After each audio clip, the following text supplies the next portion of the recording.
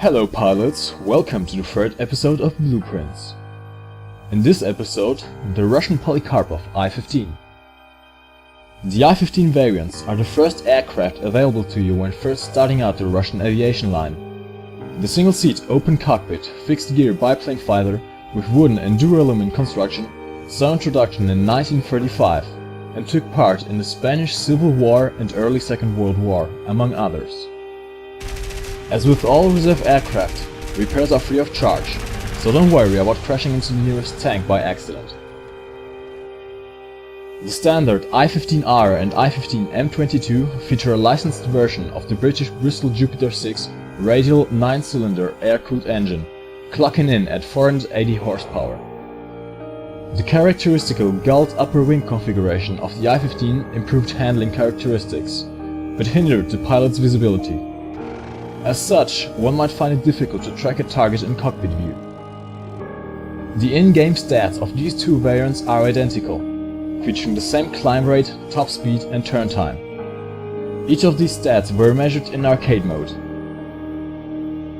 The stock top speed at 1 km altitude is 287 km per hour without and 300 km per hour with war emergency power. Facing off against the reserve aircraft of other nations, this puts the I-15R and M22 as the second slowest reserve aircraft, only beating the Fury Mark I. Fully upgraded and under the same conditions, these planes reach speeds of up to 380 km per hour without and 326 km per hour with WEP, and can as such beat a stock HE51A1 in a straight line race. Due to the underpowered engine, climb rates are low. One can maintain a speed of 150 kph and a 13° 10 m per second climb without, and a 20° 13 m per second climb with WEP. Fully upgraded, one can manage the same speed in a 19° 40 m per second climb without, and a 25° 18 m per second climb with WEP. The time to complete a full 360° turn is average. With a stock aircraft, you will need 8.2 seconds to complete the turn. As such, be aware of experienced HE51 and KI-10 pilots. Fully upgrading the aircraft shaves a second of the turn time, giving you a better fighting chance. The I-15WR features the upgraded Soviet-licensed M25 9-cylinder radial air-cooled 750 horsepower engine. This massive improvement in power, as well as aerodynamic upgrades, such as the installment of wheel covers, make this aircraft much faster than its predecessors. These changes are implemented well in-game, with a massive boost of top speed to 333 km per hour without and 339 kph with WEP. Whilst still only average, these speed improvements can be decisive in battles against HE51s. Fully upgraded, speeds are furthermore increased to 362 kph without and 363 kph with WEP, which enables you to now outrun any stock reserve aircraft in the game. Climb rates see a big improvement as well, enabling you to maintain a 150 kph speed in a 23° 17 m per second climb without and a 29° 21 m per second climb with WEP.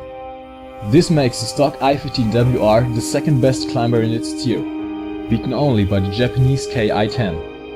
Fully upgrading this aircraft empowers you to maintain a 31° 23 m per second climb without and a whopping 44° 30 m per second climb with WEP, again beating any stock reserve aircraft in the game. Due to the heavier engine, turn time suffers an increase in comparison to the previous model, clocking in at 9.1 seconds stock and 8.2 seconds whilst fully upgraded. Whilst still average, you should be even more careful when getting into turning fights with anything that isn't American. The I-15 BIS is a discontinued variant of the I-15. Players who had unlocked it before its removal got to keep it, and you might still see one flying today. This model underwent further aerodynamical upgrading, featuring a proper engine covering. Due to pilots' requests, the standard gulled upper wing configuration was modified to a standard straight wing one, which increased visibility. Due to the altered wing configuration, Top speed decreased to 316 kph without and 338 kph with WEP. Fully upgraded, these speeds increased to 336 kph and 351 kph respectively. Climb rates aren't spectacular either, clocking in at a stable 17 degree 30 meters per second climb without and a 27 degree 20 meters per second climb with WEP. Fully upgraded, these figures rise to a 22 degree 16 meters per second climb and a 35 degree 28 meters per second climb respectively. This model's turn time is the best of the I-15 series, clocking in at 8.1 seconds while stock and 7.1 seconds while completely upgraded. All I-15s feature 4 synchronous firing 7.62mm PV-1 machine guns, firing at a rate of fire of 600 rounds per minute each. This puts the density of fire at an astounding 0.48 kilograms per second, which is the highest of the reserve aircrafts, excluding the P-26A M2 variant. All variants up to the I-15WR can carry 3000 rounds per belt, whilst the I-15 BIS can carry 3050 rounds. These characteristics, in conjunction with the predominance of APIT rounds in the tracer belt and API and AI rounds in the stealth belt, define the strength of this aircraft: long-lasting and destructive firepower. With an untrained crew, reloads take only 15 seconds, and as such it will seem to your enemies that you have an infinite amount of ammunition. In addition, you can opt to carry 2x 50 kg bombs mounted under the wings. With these, you can extend your destructive power to light and medium tanks as well as cargo ships. Be aware that you cannot damage pillboxes with these. The I-15 BIS can opt to carry 6 82mm rockets instead, which can destroy bombers and light tanks in one hit, and can even destroy pillboxes with over 8 direct hits. When deploying these, be aware of the almost non-existent explosion radius and the lower accuracy. Roll rate is average, hindering you in certain maneuvers and making it a challenge to stay on enemy aircraft. To note is that none of the I-15 models have flaps installed, and as such you have to rely on your own flying skills in a dogfight. The I-15 is a fighter, with limited ground attack capabilities and low durability. With its high climb rate and good speed, the I-15WR should be the main aircraft in your roster. You can deploy both boom and zoom as well as dogfighting tactics, and the high density of fire in combination with the ammo types available allow you to destroy aircraft with a short burst. The I-15R and I-15M22 should be used exclusively in low altitude dogfights, and as such you should carry bombs in order to score some extra credits and help your team's cause.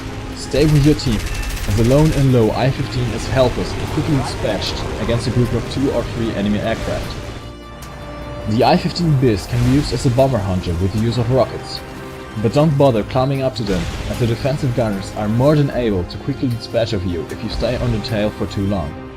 My name has been Mikegoesboom, thank you for watching. Make sure to share this video with your friends and subscribe to be notified when the next blueprint is released.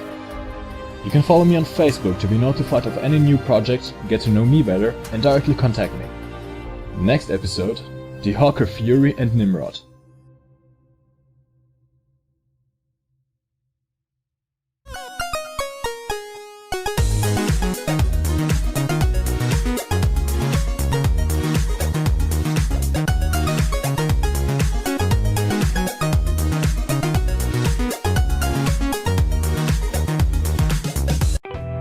Here we go again, welcome back to Bonus. This time I'll talk a little about what's been going on top of giving you some maneuvers to use in battle. Firstly, you can use the same QS and SE turn that I've talked about in HD51 video to further decrease turn time. However, the A plus E and Q plus D rolls don't work as well on the I-15s due to the slower roll rate. Instead, you can use Q plus A and E plus D rolls to quickly get out of the way of oncoming aircraft and set yourself up to stay behind it. Don't use this roll too soon however, or you might put yourself right in front of your opponent's guns. Now, I do realize that it's been over a month since my last release, but I had my reasons, okay? It's been a busy month, with exams, illnesses, and a well-deserved week of vacations. Also, I decided to, for the first time, test out all the stats myself instead of leaving the ones displayed in-game. As for future videos, I should finish the reserve this month and maybe start working